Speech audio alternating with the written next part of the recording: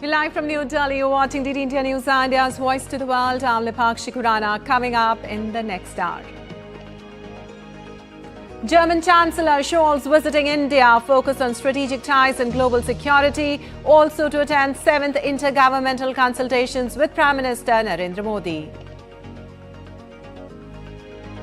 Indian diplomat Sanjay Verma hits out at Canadian Prime Minister Justin Trudeau for emboldening Khalistani elements by not acting against them. Israel and Hamas signal openness to talks on Gaza conflict. Israel says Mossad chief will attend Gaza truce talks in Doha. With 10 days to go for U.S. presidential polls, Trump rallies his base and Harris courts moderates in final election push. Nature's fury continues to batter lives across the globe. Cyclone Dana makes landfall in India's eastern coastline, while 40 people killed in Philippines due to Storm Trami.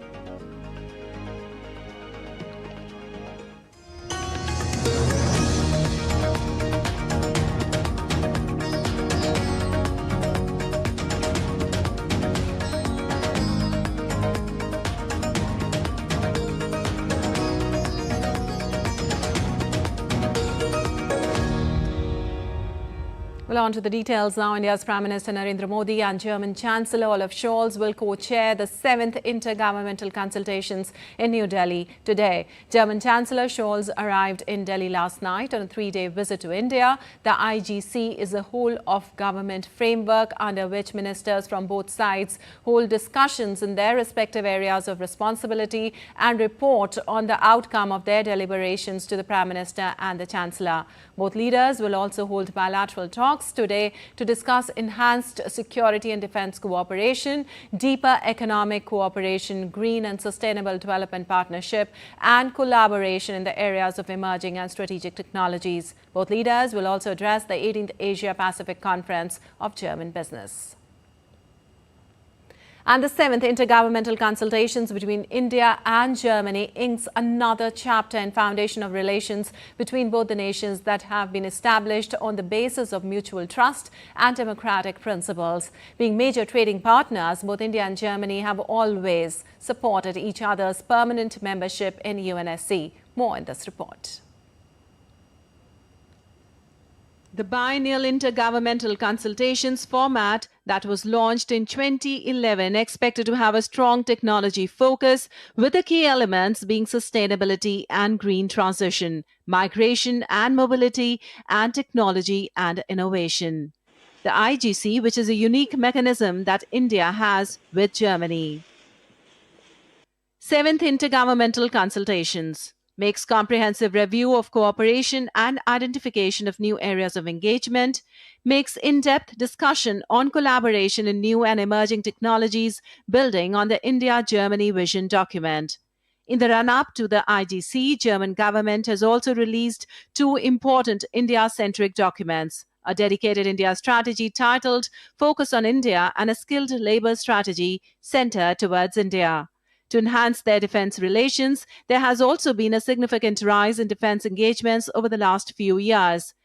German frigate Baden-Württemberg and support ship Frankfurt am Main, deployed to the Indo-Pacific from May 2024, will carry out a joint drill with the Indian Navy in India in October.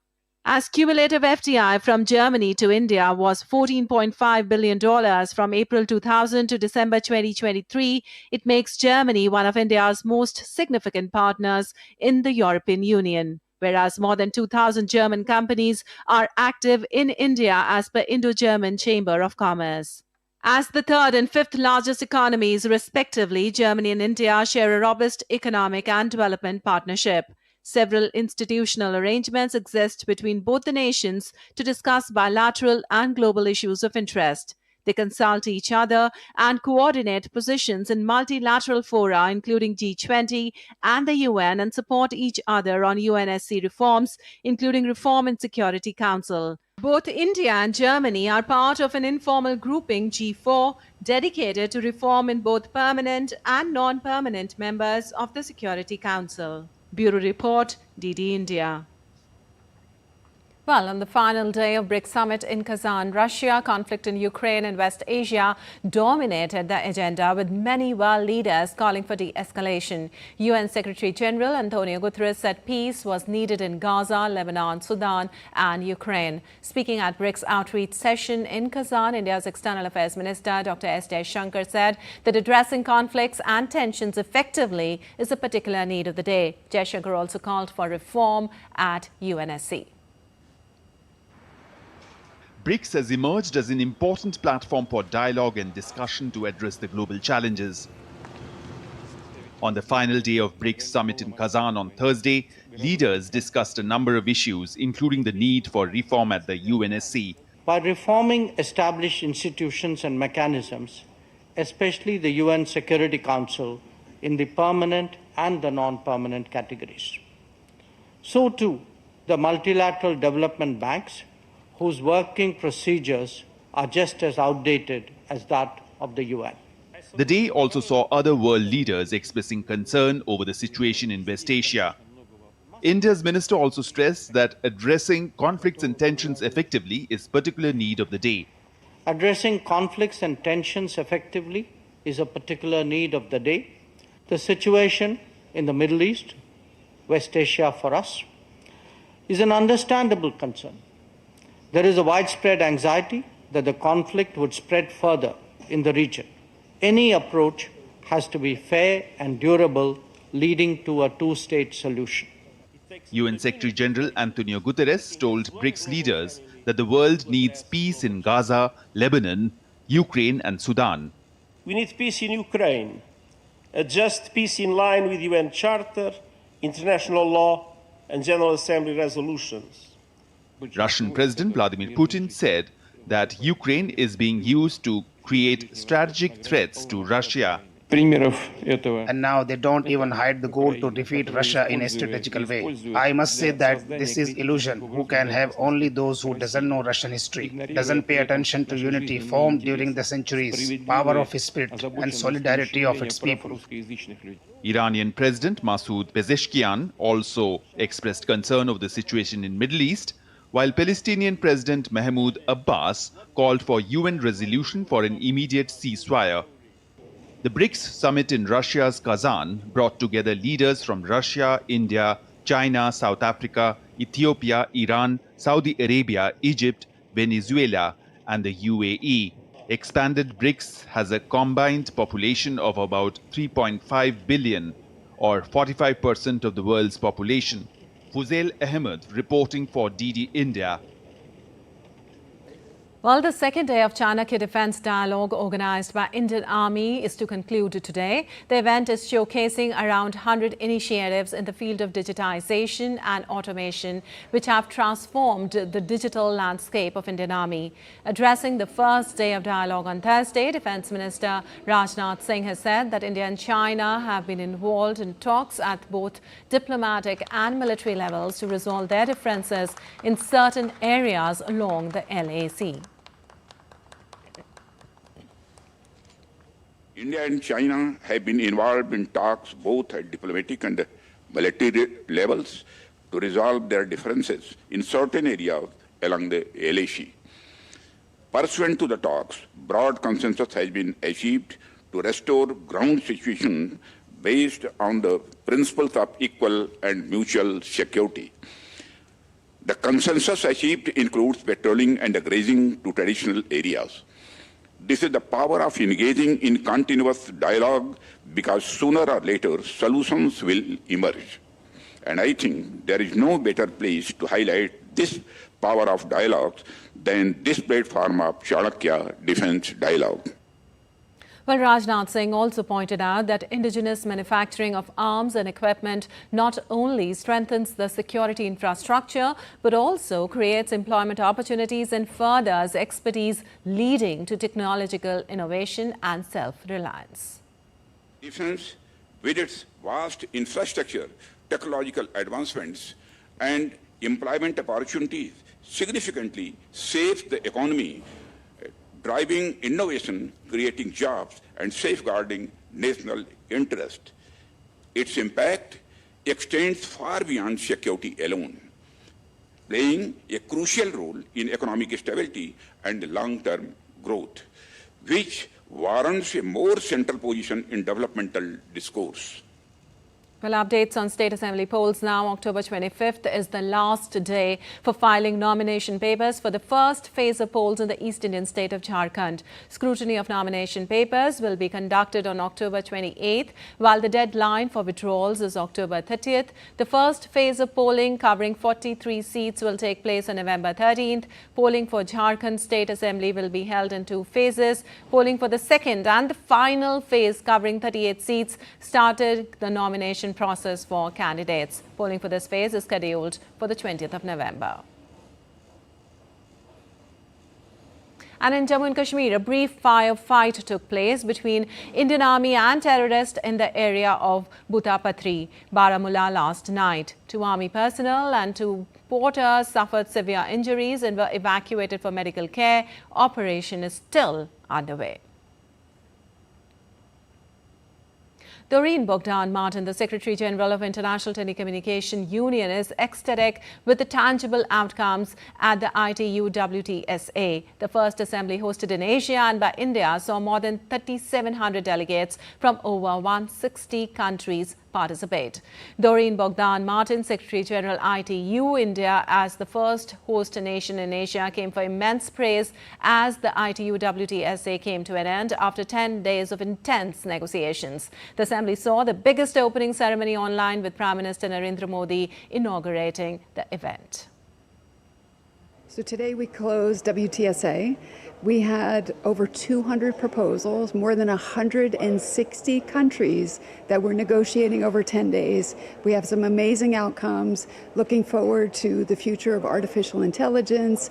We have made progress on digital transformation, digital public infrastructure, more things on youth empowerment, gender equality, and much, much more.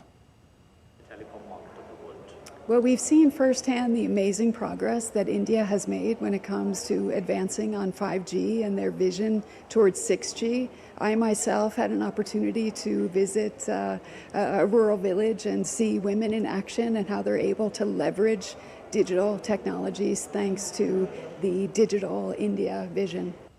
And still to come on DD India News Hour.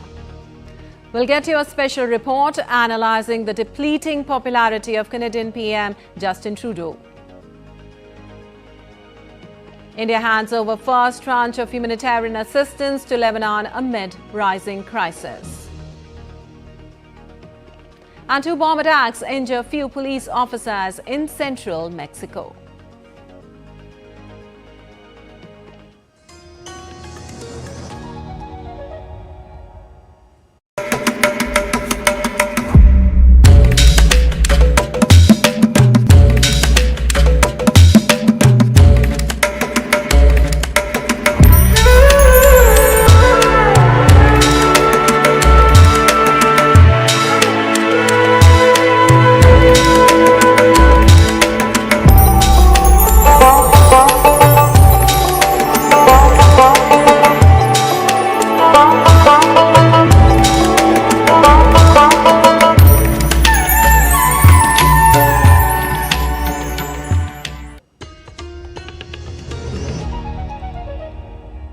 Welcome back. You're watching DD India News Hour. Lipakshi Khurana. And moving on, Indian diplomat Sanjay Kumar Verma hit out at Canadian Prime Minister Justin Trudeau for emboldening Khalistani elements by not acting against them. The Indian High Commissioner to Canada, who has been recalled by India recently, has accused Prime Minister Trudeau of ruining the bilateral ties between the two countries for political gains.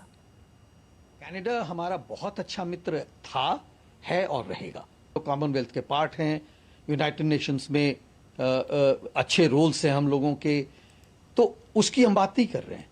मैं जो बात कर रहा हूं वो कह रहा हूं कि अभी जो हो रहा है उसकी बात कर रहा हूं. तो अगर उस तरह से आप देखिए तो एक जो डिप्लोमेटिक प्रैक्टिसेस हैं उसमें इसी मामले को बहुत अलग अलग ढंगों से भी इस समस्या का समाधान किया जा सकता था. Well, earlier, Canada had alleged that the Indian High Commissioner Sanjay Verma and other diplomats are persons of interest in a matter related to an investigation in connection to the killing of Hardeep Singh Nijjar. Also, India's Ministry of External Affairs strongly rebutted the Canadian government's claims regarding the involvement of Indian High Commissioner in Ottawa, Sanjay Kumar Verma, and other senior diplomats. Also, the popularity of Canadian Prime Minister Trudeau is fast on the wane. Heightened tensions between India and Canada have only added to his woes. Trudeau's standing within his own party and the Canadian public is very low.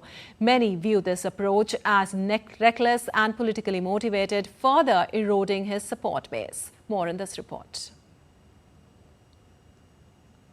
It seems like Justin Trudeau is facing significant challenges within his own Liberal Party. Reports indicate that over 20 Liberal MPs have urged him to step down before the next election. Trudeau has been given a deadline of October 28th to decide on his future. The internal dissent highlights growing unease within the party ranks, especially with recent by-election defeats and poor polling numbers.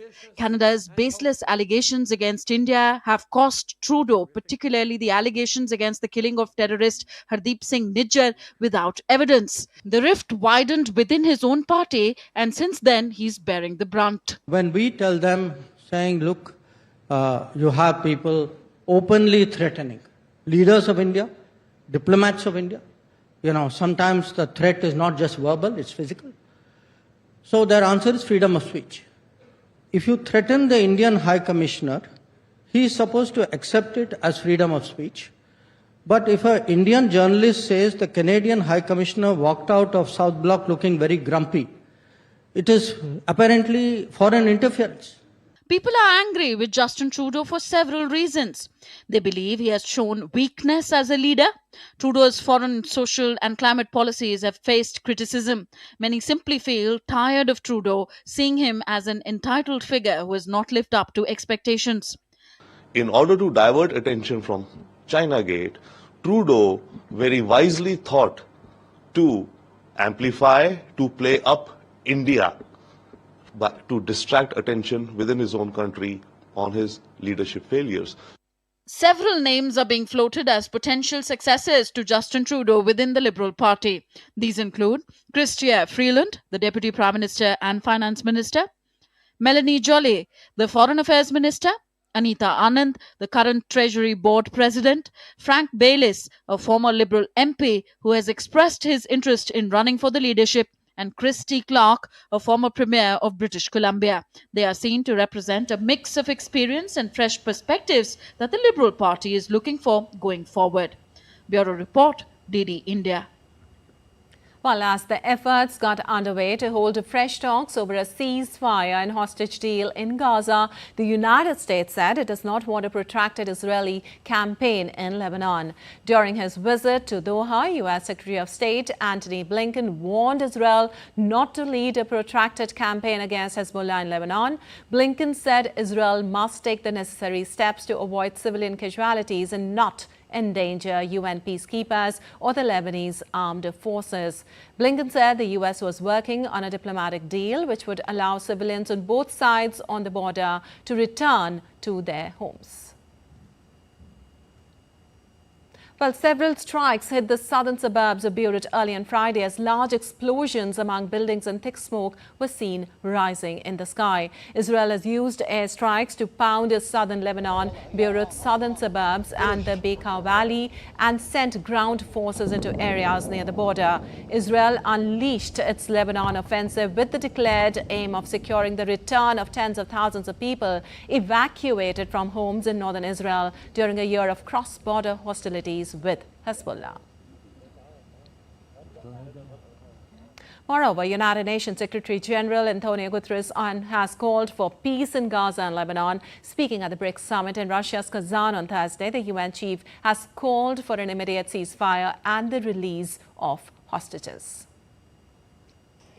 We need peace in Gaza with an immediate ceasefire, the immediate and unconditional release of all hostages, the effective delivery of humanitarian aid without obstacles, and we need to make irreversible progress to end the occupation and establish the two-state solution as it was recently reaffirmed once again by a UN General Assembly resolution. We need peace in Lebanon, with an immediate cessation of hostilities, moving to the full implementation of UN Security Council Resolution 1701. And for more on this, we have Amit Mukherjee joining us. Well, Amit, the United States warns Israel against protracted campaign in Lebanon as efforts are on for the renewed talks. What can we say about the networking which is going on amidst all this chaos? Well, Lipakshi, despite the fact that West Asia continues to be on the edge, a lot of effort, especially from the US side, is being put in to reach a ceasefire. In fact, it's mobilizing all those who have been a part of this ongoing conflict, whether it's Israel, whether it's Hezbollah, whether it's Hamas. US is trying its level best to kind of, ask people to get into a dialogue and reach a ceasefire.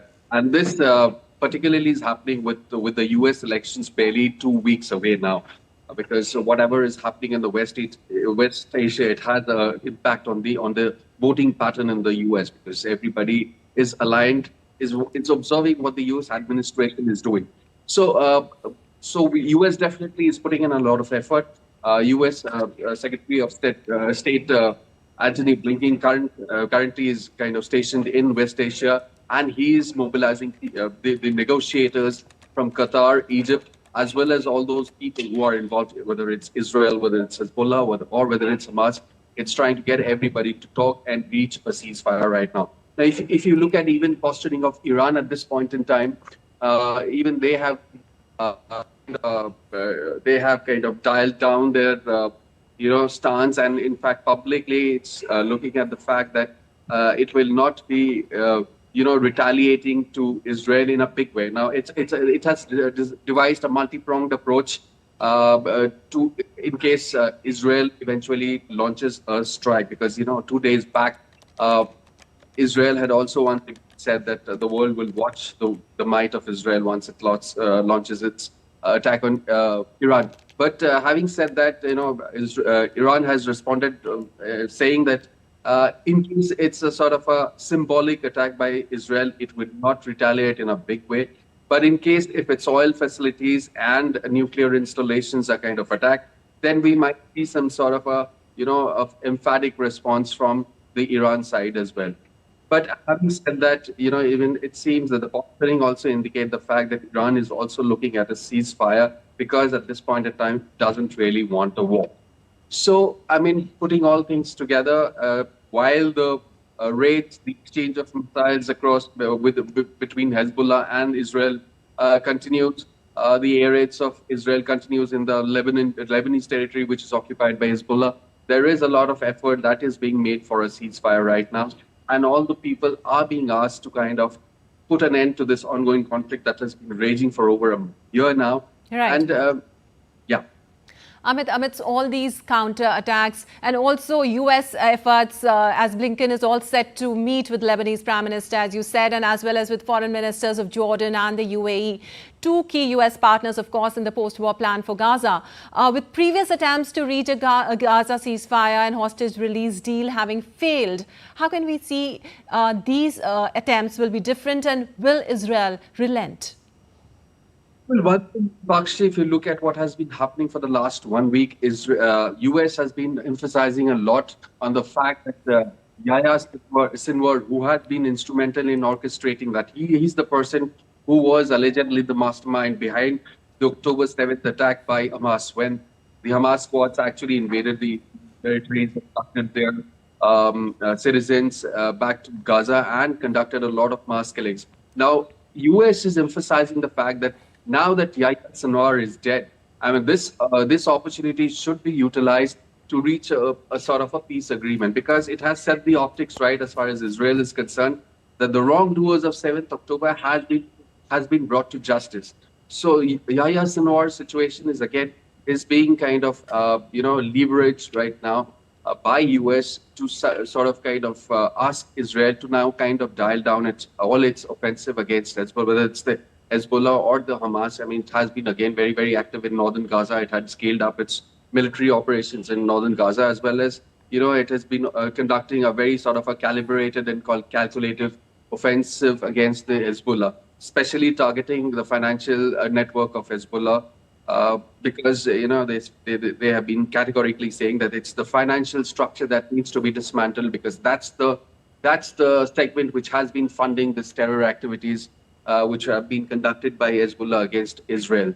So with all those efforts, and in fact Israel has been very categorically in saying that there will be no half-baked measures, and this time they were kind of looking at a long-term solution to put an end to the conflict and the threats to its citizens, which is why it had kind of very organized, launched a very organized against all the proxies of Iran, so to say, like whether it's Hamas, whether it's Hezbollah or the Houthis. True. Lipakshi. Thank you so much, Amit, for all those details.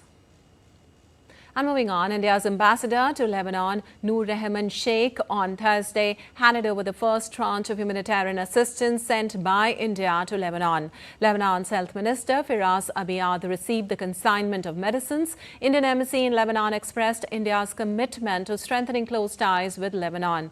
On October 18th, India had dispatched the first tranche of 11 tons of medical supplies to Lebanon as part of a humanitarian effort to support the nation amid rising tensions in the ongoing conflict in southern Lebanon.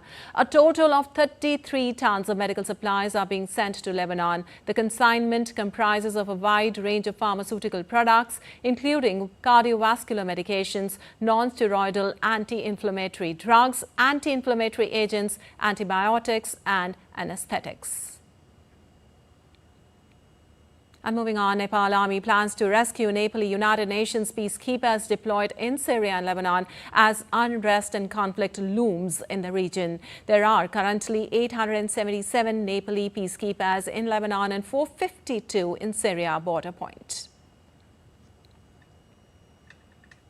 And Russian president did not deny U.S. claims that North Korea had sent troops to Russia, but said that it was up to Moscow how to run its mutual defense clause with Pyongyang on Thursday.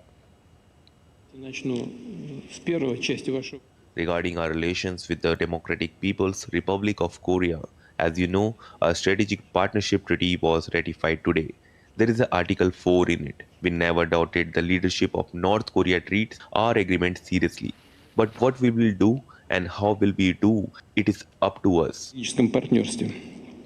Well, Taiwan's military staged nighttime live fire drills on the Penghu Islands on Thursday, where they practiced repelling an assault from the sea. Penghu is home to the Navy, an important airbase from which Taiwanese Air Force jets regularly scramble to shadow Chinese military aircraft and warships operating around Taiwan. The drills in Taiwan are part of the annual Chenqiang exercise, which came after China earlier this week conducted live fire drills around Newshan Island in Fujian province, which sits just south of the Taiwan-controlled Matsu Islands. China last week also held massive war games around Taiwan, which Beijing claims as its own territory.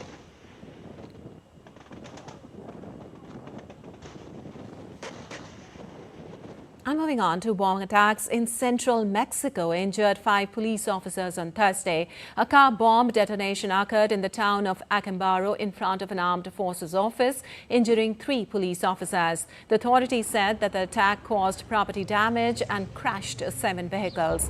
Simultaneously, a second attack was reported against a police patrol in Jericoaro, in which 2 officers were seriously injured. Authorities of both municipalities implemented a strong security operation with the support of state and federal forces to find those responsible for these attacks. No arrests have been reported so far in the incident. And still to come, indeed, India News Hour. Nirmala Sitharaman participated in the 4th G20 Finance Ministers and Central Bank Governors Annual Meetings 2024 in Washington, D.C. In U.S. elections, war words take center stage in campaigning by both the presidential candidates in the last leg. U.S. fast food chain McDonald's pulled fresh onions out of their menu items after the vegetable was named as the likely source of an E. coli outbreak.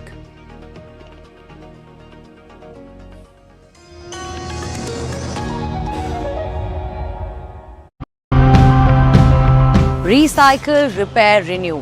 Are these cool trending terms? or age-old traditions. We started distributing the compost. The residents were really happy. It also made them understand the need for waste management, why segregation was important, because it was happening right in front of their houses. Over the past years, we also expanded into the area of repair, and that obviously has an additional impact on saving e-waste, and that's an additional area where we see quite some potential. The panels contain a lot of rare commodities, and you can save a lot of energy if you use recycled materials. It's also extremely important to keep those recycled materials here in Germany. Biotanks, the sewage water gets recycled. It can be used for different purposes or drained into the ground.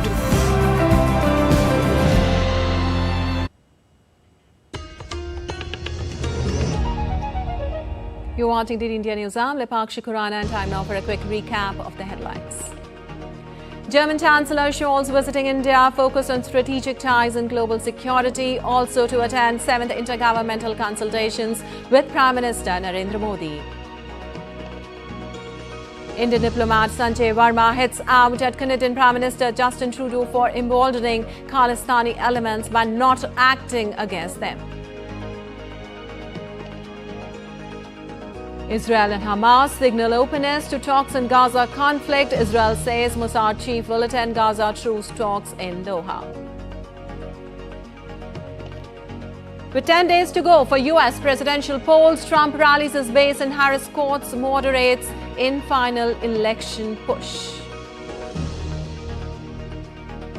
Nature's fury continues to batter lives across the globe. Cyclone Dana makes landfall in India's eastern coastline, while 40 people killed in Philippines due to Storm Trami.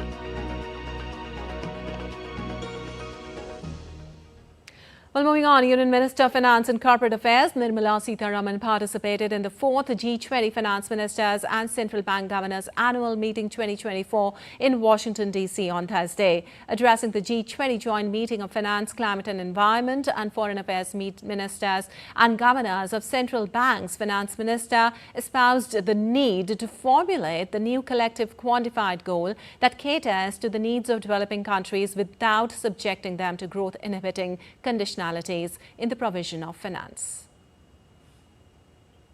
Union Minister Nirmala Sitharaman met Chancellor of the Exchequer of the United Kingdom, Rachel Reeves, on the sidelines of the meet. Both the leaders discussed bilateral issues. An update on U.S. elections now. War of words has taken center stage in the campaigning by both the presidential candidates. Former President Donald Trump is holding rallies in Tempe, Arizona and Las Vegas, while Vice President Kamala Harris is in the Atlanta suburbs with former President Barack Obama and musician Bruce Springsteen. More than 30 million voters have already cast their ballots as on Thursday evening, according to tracking data. From those, more than 13 million of those votes were in person, with more than 17 million by mail ballot. On the campus of Arizona State University, Donald Trump took a dig at Joe Biden, saying it was stupid of the Democratic president to say Trump should be locked up. Trump criticized Biden and Harris on the issues of immigrants and violent crime. Immediately upon taking the oath of office, I will launch the largest deportation program in American history. We'll get them out.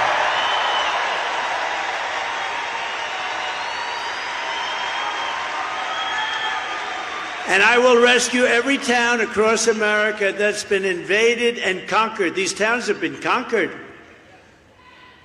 And we will put these vicious and bloodthirsty criminals in jail, or we'll kick them the hell out of our country as fast as we can. And I'm hereby calling for the death penalty for any migrant that kills an American citizen or a law enforcement officer. Well, also, Kamala Harris held a star-studded rally on Thursday in swing state Georgia, where former U.S. President Barack Obama and rock legend Bruce Springsteen joined a final push for voters ahead of November's nail-biter election. It is the latest attempt by the Harris campaign to capitalize on the backing of movie and music stars to rally voters in the closing days of a tight election race against Republican rival Donald Trump. On Friday, she will appear with Beyonce in Houston. About 20,000 people attended the Georgia rally, which would make it her largest political rally yet, according to her campaign. Harris emphasized her middle-class roots and asked people to vote for her.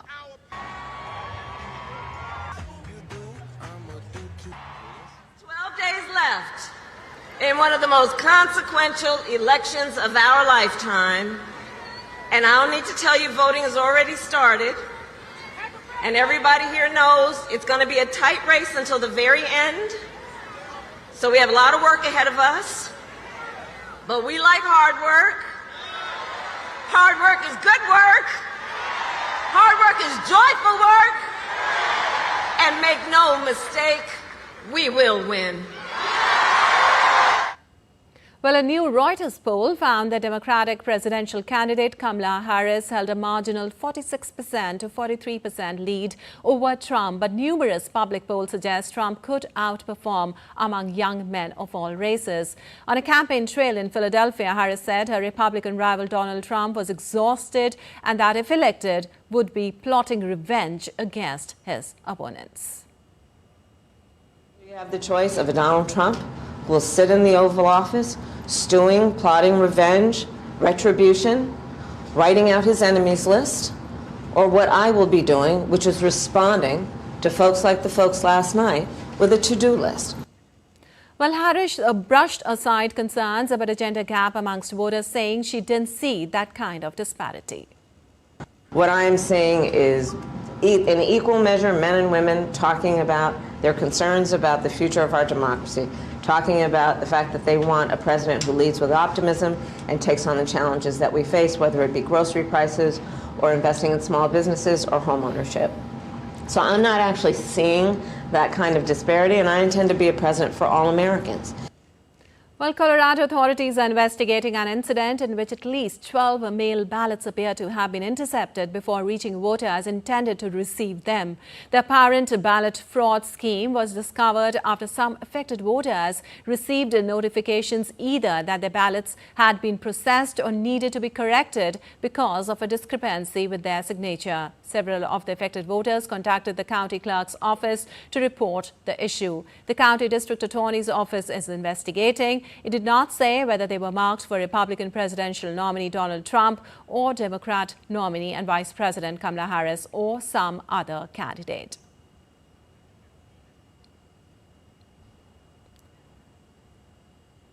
Well, early voting in the U.S. presidential elections is on in the state of Florida. Over 2 million voters have already exercised their franchise in the state. DD India correspondent Shubhendu Ghosh visits a polling station and takes stock of the developments at Ground Zero. Take a look. Early voting started in the state of Florida this week. Some 2.2 million voters here have already exercised their franchise. I am in front of the Miami Beach City Hall, which is one of the voting centers. Voters can come here, drop their postal ballot or exercise their franchise inside the voting rooms. If you think that the U.S. presidential vote is the only contest happening here, think again. Besides the U.S. presidential contest between Kamala Harris and Donald Trump, there is also a vote to be given for the midterms, U.S. representative, U.S. Senate. There are 10 other positions in government and administrations that the voters have to vote for. So there are a host of positions and areas where the voters must exercise their franchise. They're handed over such voting guides to sort of take them through the key candidates. In fact, they say that inside the voting room, the voters have to go through 6 pages of the documents to fully complete their exercise to vote. You just never know what's going to happen on that one date. So if you have an opportunity to do it, you should do it early. Also, it's important because a lot of the polls are looking to see who has voted and who's winning. And I think a lot of traditional voters want to vote on election day. But it could look like your candidate is losing just because you didn't get out and vote early. So I think it's important to go out and vote early. Every single day, a lot of Republicans walking around, running around, voting for Trump. And Rosie Cordero, she's also with him. This is for sheriff. As you know, in our country, Election Day is not even a national holiday, and it's on a Tuesday because that made sense for the farmers hundreds of years ago. Anyway, that's America for you. Now, I support Kamala Harris because I think she'll be a fine president. I support her policies for the middle class. And there's a lot to read, I mean, it's always good that the person is going to vote. I mean, this ballot is especially long this time, because it's a general election and we're voting for president. So it's 6 pages back and front. So it's a lot of information. It's a lot to read. I would like a change of direction. And I also think that in a country of 330 million people, really, as a convicted felon, the best we can do to represent hundreds of millions of people, I don't really think so. That's important to me. Preserving women's rights is important to me. Preserving the environment, although not much of that was on the ballot. But I think it's important to have an engaged electorate. Florida traditionally has been a red state, important state for former President Donald Trump. But like other places in the United States, this state too is witnessing a very close contest. With camera person Jaishankar, Shubhendu Ghosh for DD India in Miami. Well, as the early voting continues across different parts of the United States, it is not just the presidential candidates that the voters are casting their ballot for. They're also voting for a number of other positions in various levels of the federal and state governments up for elections. DD India correspondent Shubhendu Ghosh speaks to Fabian Baseb, a Republican leader and member of the Florida House of Representatives, who's now seeking re-election. We are in Florida, and it's an early voting phase that is going on. Not just the U.S. presidential elections, but the voters are voting on different counts for the local government bodies and many amendments as well. I have with me an elected representative from the Florida House of Representatives, Fabian Baseb, who's also standing up for re-election. A lot of voting for the voters to do. Give us a perspective on what is at stake in these elections. So firstly, hello to all of the Indian community that I represent here and abroad, because we're all connected. What's at stake right now is truly not just democracy, but civility and decency as we know it. I feel like this election has become more a good versus evil. We have very record low voter turnouts in our last elections.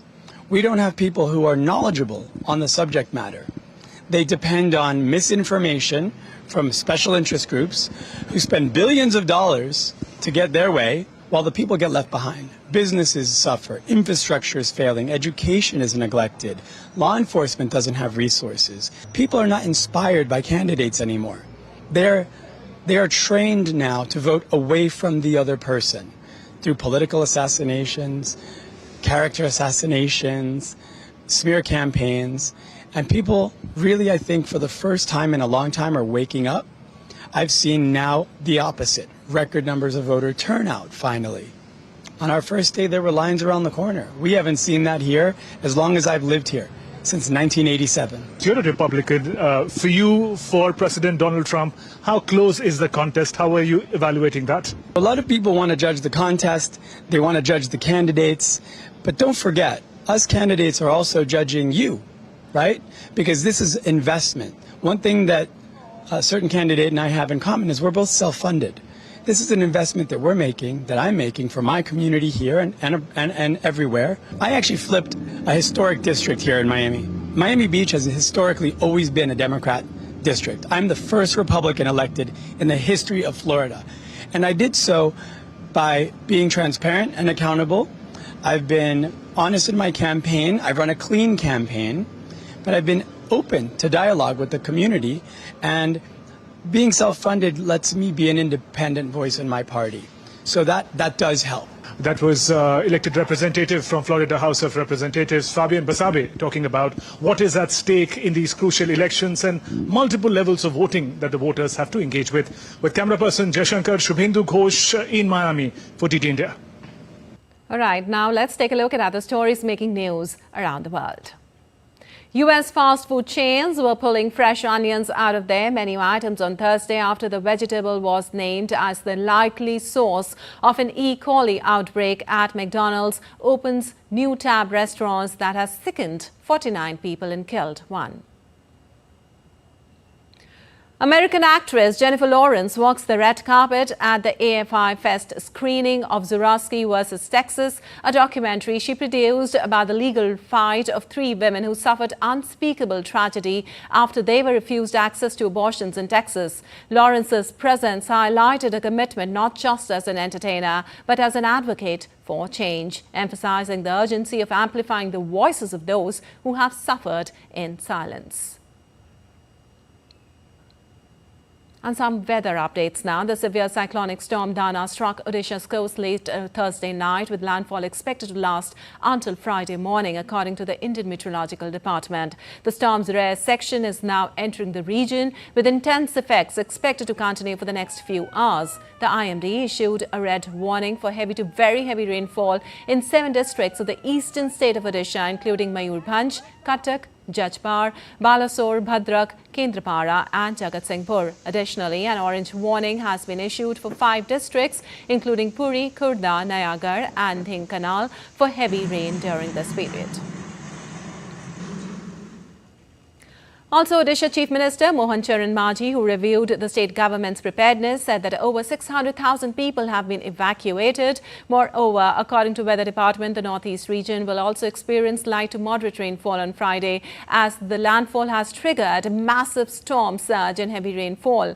Parts of Jharkhand, including the Kulhan region, are also set to face heavy to very heavy rainfall due to the impact of Cyclone Dana.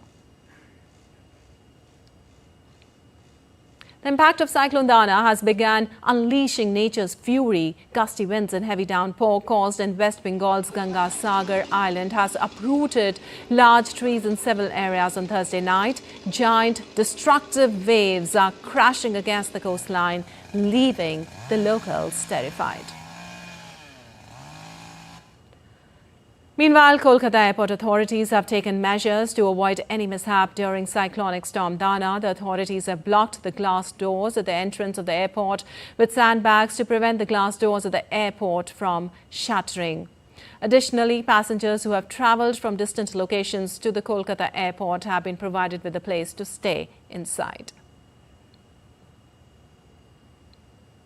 Moreover, tropical storm Trami kills at least 40 people. Tens of thousands remained displaced after fleeing floods driven by a torrential downpour that dumped 2 months' worth of rainfall in just 2 days in some areas. Storm Trami dumped heavy to torrential rain on the main island of Luzon, triggering widespread flooding and landslides. The government ordered businesses and schools in the path of the storm to close in anticipation of very heavy rain and floods. About 20 big storms and typhoons hit the Philippines each year, damaging homes and infrastructure and killing dozens of people.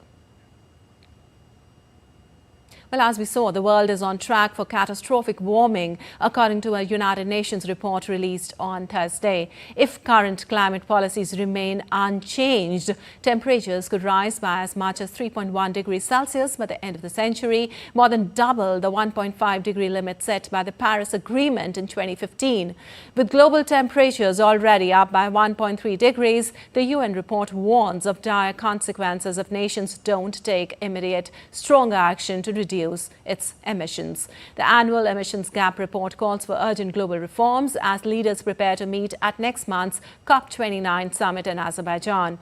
Their negotiations will shape future national climate goals, with the next round of emissions target due by 2025.